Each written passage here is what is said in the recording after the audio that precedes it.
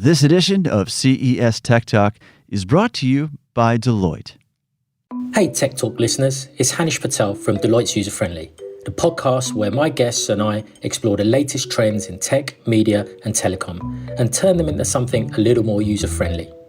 We just launched Season 4 and have some exciting topics coming up, from connectivity trends to sports through to digital reality. If you enjoy CES Tech Talks, I highly recommend checking us out wherever you listen to your favourite podcasts. Till then, happy listening.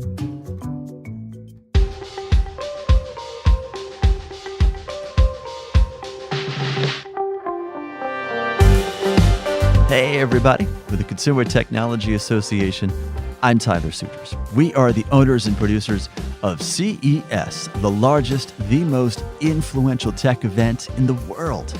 And all this week, we are joining you from CES 2020 in Las Vegas, talking to you from the show floor itself, conversations we're having with the media who cover CES. They get the backstage access, they get the insight, they have conversations with all the players here at CES. So we're talking to journalists today about vehicle technology. You know that CES is home to the leading auto manufacturers, some of the biggest in the world. There are also emerging trends you'll find on the show floor here, concept cars that are getting covered internationally, even before they hit the road, and also live self-driving vehicle demos at CES 2020. So today, a wide-ranging conversation about the present and the future of vehicle technology. That's all here on CES Tech Talk. Good afternoon, everybody. Welcome to day 3 of CES 2020, the largest, the most influential tech event on the planet. We are very happy you're here. Hope you're having a great show so far. I'm Tyler Suters with the Consumer Technology Association. We are the owners and producers of CES, and we are thrilled to host you here at this year's event. Today is a media roundtable. We are talking specifically about vehicle technology here at CES with an esteemed panel of journalists from the media who cover CES, veterans of the show, and the folks who really have their fingers on the pulse, not just of CES, but various product categories, between talking to the innovators, the well-known brands, the startups here. These are attendees who track the trends, not just at CES 2020, but years past, and we certainly hope for years to come.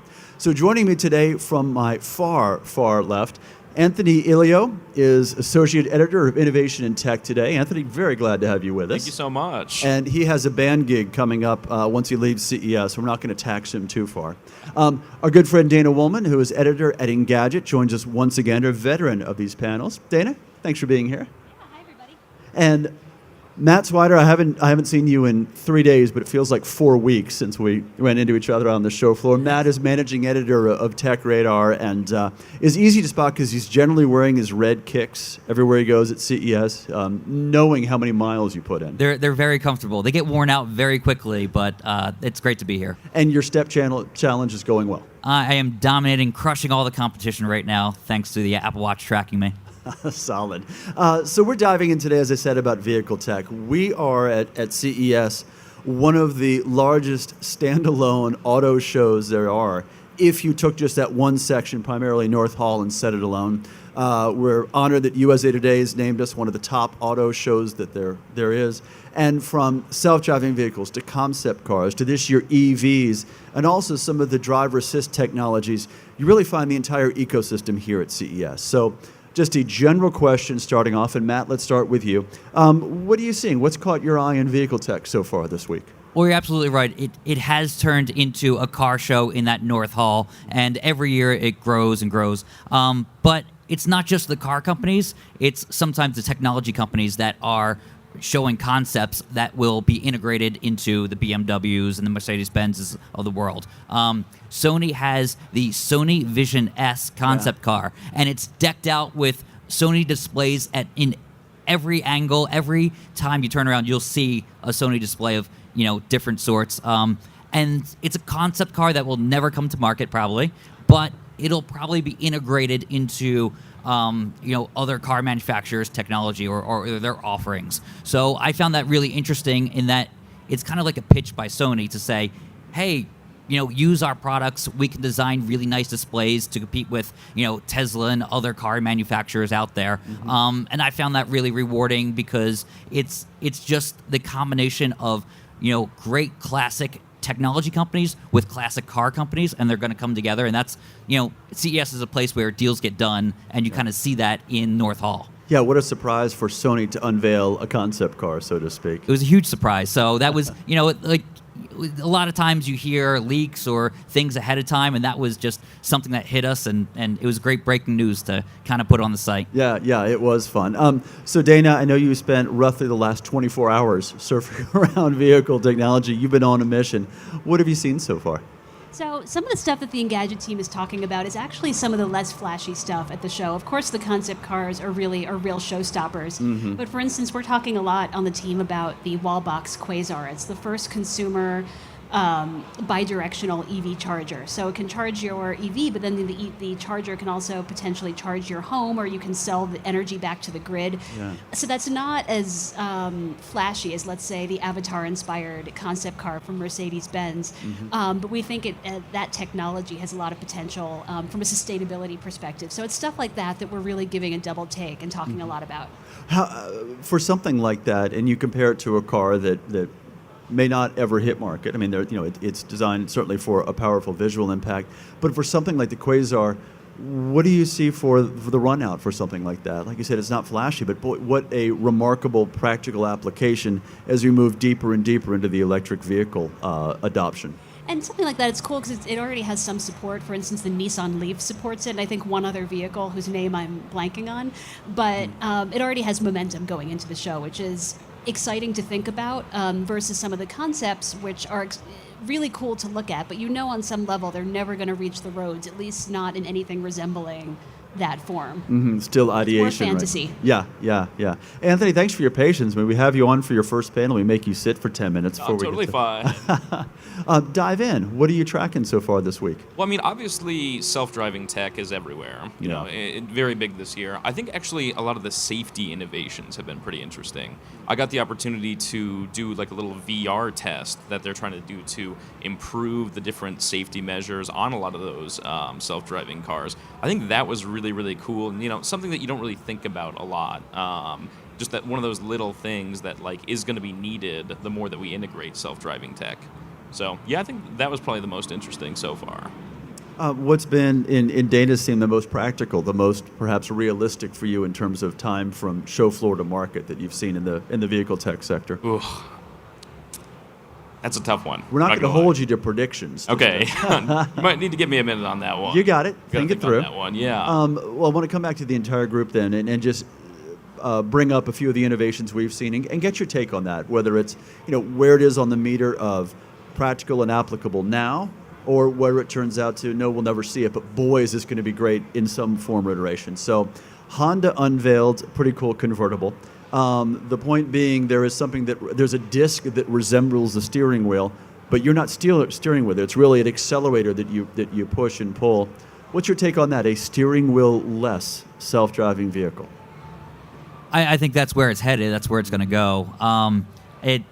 I think the laws and people's acceptance has to catch up to the technology. So that type of stuff is already out there, and it's what people will probably go with in the future. It's what the car manufacturers will have is like steering wheel-less cars. But wrapping people's heads around that's the hardest thing about it. But people say, well, what are we going to do when we aren't driving a car and we don't need a steering wheel and we're just sitting there? And it always reminded me of the Netflix of China's Leiko, and they got into the self-driving car business because the end result was you're going to watch more Netflix, more content, and that's what you're going to do on the way to a friend's house or a party or something. So I've always found that interesting about the players that get involved into the self-driving car space. It's just a diverse set of car manufacturers, or sometimes not car manufacturers. So I found that really interesting. Yeah. Dana, that's where we're going? Yes, I think we need to build out the infrastructure first to the point where these self-driving vehicles aren't minorities on the road. A self-driving vehicle might in a vacuum be able to make conscientious decisions. It's harder to account for the other human drivers on the road. So I think the infrastructure and the population of self-driving vehicles needs to rise up first, and I think hit a critical mass. And with that, hopefully, comes the kind of comfort that you're talking about. Right. One of the things, Anthony, that Matt brought up is the idea of what do you do with the cabin, right, if you don't have to sit there and drive. Audi showed basically a concept of what the cabin could be. What have you seen, or what do you envision for what the car cabin is if we're not bound to not just drive, but not bound to look out of a windshield, right? We can do anything we want in there. Yeah, I definitely see it as a very digital interface. Obviously, it's going to be something where people are going to be playing games. People are going to be able to surf social media while you're doing it. I think that's going to be the future overall for it. I'm really excited for that, honestly. And I've noticed a lot of companies now trying to, I forget the exact name of the company, but it's almost a reflection onto your windshield that you can interface with, so you don't have to look at your phone. So you can have a map basically on your windshield. I think that's going to be pretty popular as well. So not maybe not a straight up digital setup, but kind of the reflection. Or a bit of an augmented reality element absolutely. as you're in the car, right? Yeah. Speaking to the more practical, first-time exhibitor here at CES 2020, Bridgestone. Something that I think maybe all of us, if not you, certainly know. Tires that either use a minimal amount of air and have sensorization on the inside of the walls, or there is an airless tire for space travel. Are you catching innovations in the simple everyday uses, that not the driverless, big-ticket, horizontal element of the vehicle tech, but little applications where we can use something, smart solutions, immediately on the road? Yeah, it's something that you got to check out. I actually spotted you at the booth for the Bosch virtual visor. Oh, that was awesome. And I was like, oh, that's Tyler behind there. And it was amazing because it is an LCD transparent screen that you can see through, but it will block the sunlight if it's going to be either harmful to your perception of the road. So that was an amazing thing. I know you got to check it out, but it's something that you have to experience in order to really just grasp how incredible that could be, because the visor has not changed in probably 50 years. That's been something that's a staple of a car, but why does it, why do you have to do this? Why can't you just have something that's automated and kind of blocks the sunlight if it's going to be harmful to the driver? Yeah, what better place for me to admit than in front of hundreds of thousands of podcast listeners that I've hit myself in the head, I don't know how many dozens of times with the visors. You try and swing it around, and this eliminates it, as you said, entirely. It shades your face and tracks your face, so your eyes are covered wherever you go. Dana, what about you? What have you seen? Well, first of all, that sounds like a tall person problem. Or a big head problem, yeah. Yes, yeah. I think to Matt's point, I don't think there's much discussion about the dangers of sun glare when driving. I think when we talk about the potential dangers for either a human driver or a self-driving car, we talk a lot about pets jumping into the road or humans or reckless other drivers. We don't really talk about how sun glare can mess people up, but it is a real thing. Yeah. It's an internal problem and not an external problem of a camera system detecting deer. That's very well and good, but there's problems inside the vehicle that can happen. Yeah, well, I mean, it speaks to the overall challenge, right, that self-driving vehicles will address, and that is we're just not that great at driving, or even more so, we're not great at paying attention. Right? Distracted driving covers a panoply of errors behind the wheel, and self-driving will remove that. Anthony, what about you?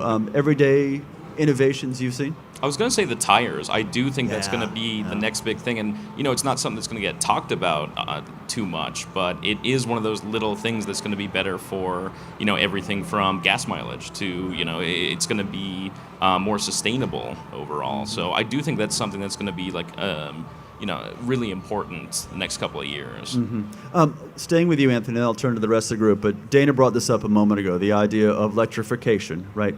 A number of EV announcements here at CES 2020. Are we there where we're crossing over from thinking as a consumer, I would like an EV, into thinking, I'd like an EV at this price point, at this style level, with this amount of luxury. Oh, and I want one of these 2 or 3 brands. I don't think we're going to actually know for about 5 years. I think we want to rush it so much with EVs. We just assume it's going to be out on the road like that. I think we need to give it a good 5 years before you really know, where it's going to be overall. Like if it's going to be a commonplace vehicle. Mm-hmm. Especially in the U.S. market, I think. I would expect us to adapt a little more slowly than other parts of the world. Delve into that a little bit, Dane. I think that it's open to interpretation what you said so far, but what makes you? I think if we say were we'll move in speaking to that maybe direction? a fully European audience, I think you might be able to say yes. Your next car will be electric, and it could be any number of price points and any number of aesthetic styles. I don't know if we're quite there in the U.S. I think we will be. I think we are adapting more slowly. If we were buying petrol by the liter, we may be in a different place rather than gas by the gallon. Not to be snide. Matt, what about you? My barometer says if we get to, this is a couple years ago, I said when we get to a Jeep that is a plug-in hybrid that they're showing, then we've made it. Yeah. Then, then everything can be demonstrated to be electric. And we're there at that point this year at CES, and that's a really great thing because one day I want to drive a Jeep Wrangler that is fully electric, and we're on our way now. So if they can do that with a Jeep, they can do that with any car, and really that's one of the things that has held back electric cars, in my opinion, because it used to be that you had to have the Nissan Leaf or something of that class, a small, very compact car. It was narrowly tailored to a specific market. Now it's expanding to any style, any type of person that wants a bigger car. It can be electric these days, and that's something that's inspiring to see on the show floor. Do you think, and this is in the vein of your response, Dana, are we, I'll say the U.S. primarily, but we as drivers in general, have we gotten past the number we need to see to overcome range anxiety? I mean, we're heading toward 300 miles without a charge. Does that seem about right? I think so, at least in certain parts of the country. I mean, when there's enough charging Absolutely. infrastructure, Yeah. we won't run out. Yeah. So, Anthony, Matt brings up a cool point about if I see this brand, if I see this iconic manufacturer that's making EVs, I'm in. Here at CES 2020, we saw an electric Ford Mustang. Is that an example to you of an icon that can draw people in as a crossover? Yeah, absolutely. I do think, and I got to check that out actually too. So what'd you think, first of all? I thought it looked really cool. I think it's going to be pretty popular, to be honest, because I think people do trust the brand, most importantly. And I think it's going to take something like that for the next step. It's going to need to be those kind of brands that keep innovating it and keep, coming out with those new kind of models like that. So what's the next one? Well, let me ask just a personal question. What brand, what model do you want to see EV'd up? Well, let's see. I drove a Mercury van growing up, and I don't think they make those. I don't think we're going to see an electric version of that. Personally, Honda. I think I'd like to see what they do next. It's kind of tough to say. I don't drive that much personally, so that makes it a little bit more difficult. And I agree, Jeep. I think Jeep's going to be really interesting with what they do electronically. Yeah, good point. To me, that's the hardest one to put out there, and also now delve into that. Why is that, Matt? Because it's a massive car. Like it is a Jeep that takes up a good portion of the road. You're up high. It has some weight to it. And all of a sudden, that's a deterring factor for people because they want to put on there that it can go 300 miles on a single charge. Yeah. You can't really do that with a Jeep. So there is going to be some range anxiety with something like that.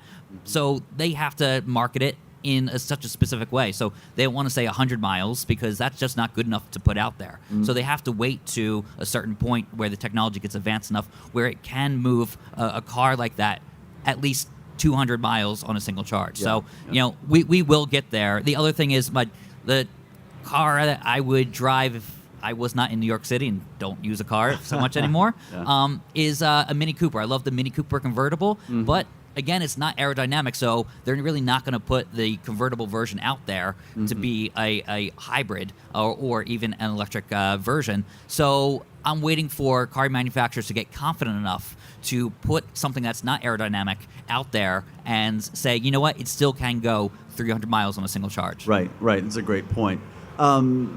stepping away from the roads and into the skies a bit, major step at CES 2019 when Bell, formerly known as Bell Helicopters, showed the quadcopter, right? What looked like, something the Dark Knight would chase the Joker after. She's brilliant, shiny, black, reflective, huge rotors, and designed at least in partnership or with an eye with Uber and looking toward a robo-taxi type approach or with the sharing economy.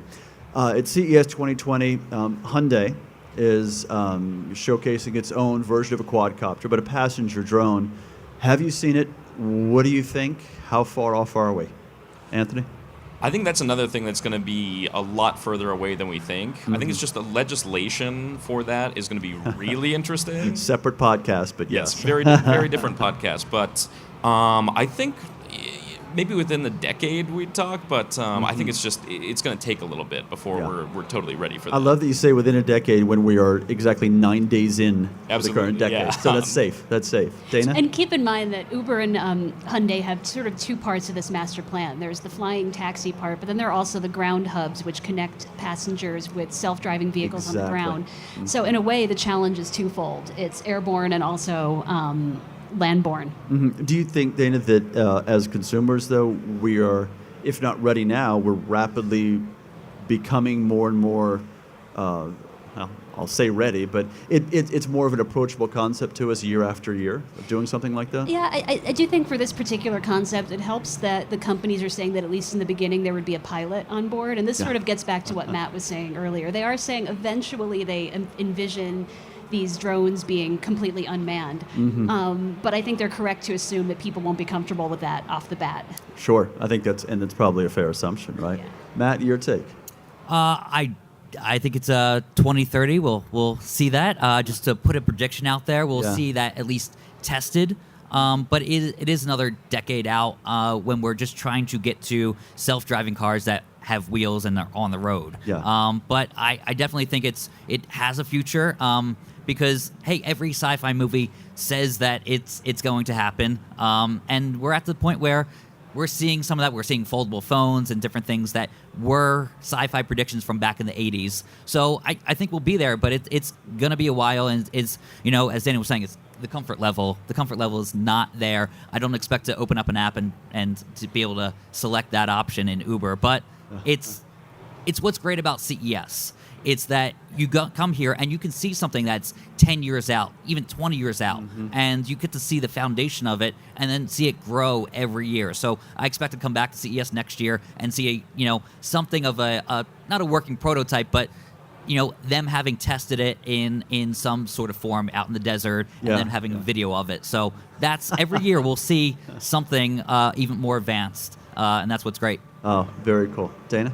I don't want to throw cold water in anyone's face, but I guess I would be curious. But Matt, duck. No, I'd be curious to know eventually what the initial pricing will be. Uber, when it started just straight up helicopter rides to JFK in New York, people were really surprised to learn how expensive it was, especially compared to a regular taxi from parts of New York City to JFK. So I know we're not there yet, this isn't launching commercially anytime soon, but I will be super curious to know about what the pricing is and where that positions is. Is it just sort of a luxury form of commuting or a tourism thing? Yeah, well, and the JFK market has found its niche, right? Supply and demand, and the free market finds a way.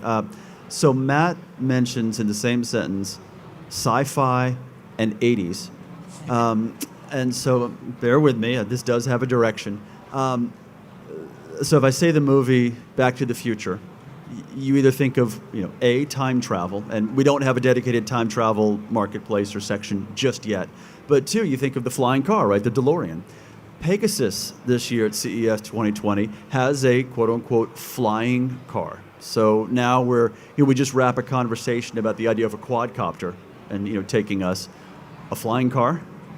Pretty cool concept, but where do you fall as journalists who are regularly pitched and messaged and get elevator speeches regularly? Where does this fall on your radar? I'd say I'm cautiously optimistic about it. I mean, I think it's a really interesting concept, and there's a lot of potential there. But I'm not. You never know with those kind of things. It's going to take a little innovating for that. It's interesting. I mean, we were just up here yesterday talking about what it's like to cover digital health and fitness. And I think transportation in some ways is more straightforward for journalists. We can report what these companies claim, and then in a way we have to sit back and wait and see what the regulators do. And it's a little different from some of the medical claims we've heard where depending on the launch window and depending on whether doctors have to prescribe it or people buy it themselves, there could be immediate real-world impacts on people's lives. Whereas there's this regulatory layer here with all this transportation stuff we're talking about.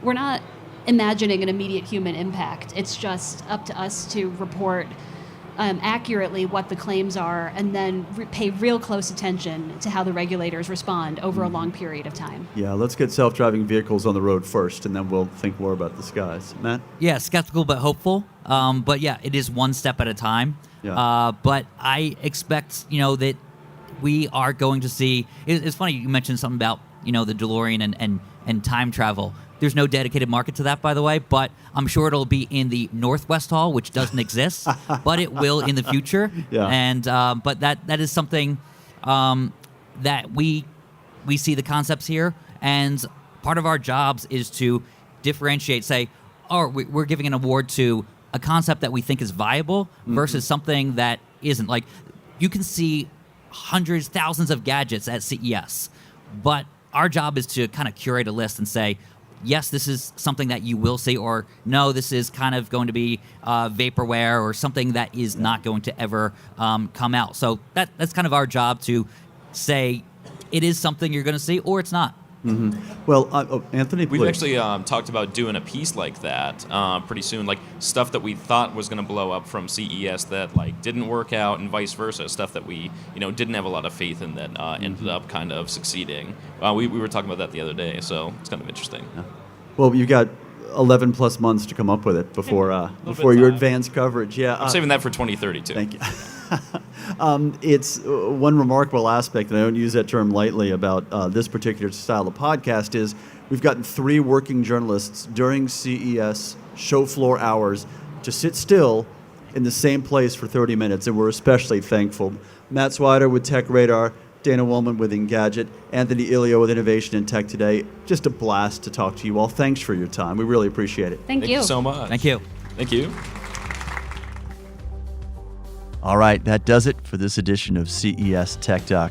A reminder, you can still subscribe to our podcast and catch up on what you may have missed in preparation for CES 2020.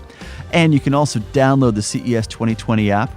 That way you can check out the panels, the exhibitors, the events that are taking place and have taken place here at CES 2020. And we hope you'll stay with us for our upcoming episodes as we wrap up the show. As always, none of this is possible without our true stars, our executive producer, Tina Anthony, and our senior studio engineer, John Lindsay. You all are the very best in the business. I'm Tyler Suiters. Let's talk tech again soon. This edition of CES Tech Talk has been brought to you by Deloitte. Hey Tech Talk listeners, it's Hanish Patel from Deloitte's User Friendly, the podcast where my guests and I explore the latest trends in tech, media and telecom and turn them into something a little more user-friendly. We just launched Season 4 and have some exciting topics coming up, from connectivity trends to sports through to digital reality. If you enjoy CES Tech Talks, I highly recommend checking us out wherever you listen to your favourite podcasts. Till then, happy listening.